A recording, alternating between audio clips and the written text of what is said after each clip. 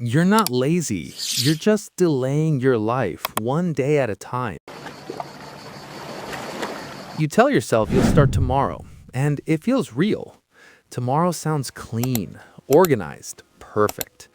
But tomorrow is just a mental trick because when tomorrow comes, it becomes today. And today, you delay again. You're not stuck because you can't act. You're stuck because delaying feels easier than facing reality.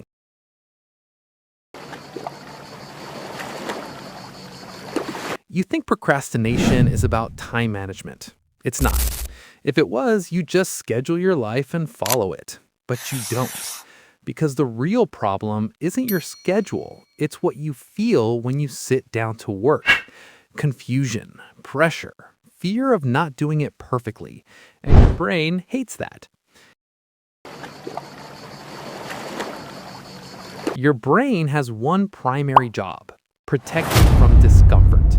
So when a task feels hard, uncertain, or overwhelming, your brain doesn't say, let's grow, it says, let's escape.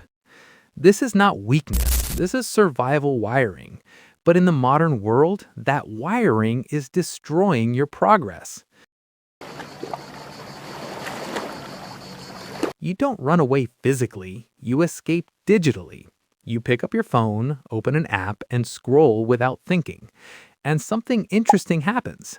You weren't feeling good before, now suddenly you feel lighter. No pressure, no responsibility, no expectations.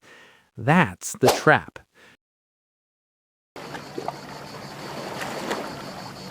Your brain releases dopamine when you get a reward. But here's a problem. It doesn't care if the reward is meaningful or useless. Scrolling, short videos, notifications, they all give you small hits of dopamine. And your brain learns something dangerous. Why struggle when I can feel good instantly? This is where procrastination becomes addiction. Ever notice something strange? You didn't do anything all day, but you still feel exhausted. That's not physical tiredness, that's mental fatigue. Every time you delay something, your brain keeps it open in the background, like a tab that never closes.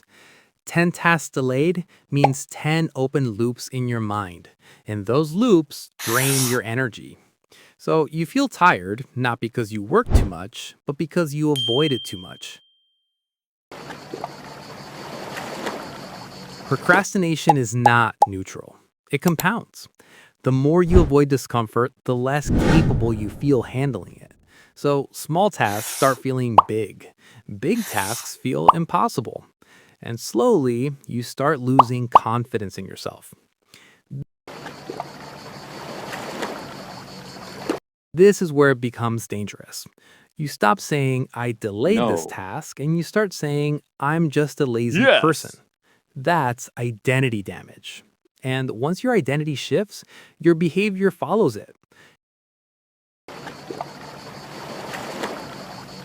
You don't need better planning. You don't need more motivation. You need to face something simple. You're addicted to avoiding discomfort. The moment you understand this, everything changes. Because now it's not about time, it's about control. Control over your impulses, control over your escapes.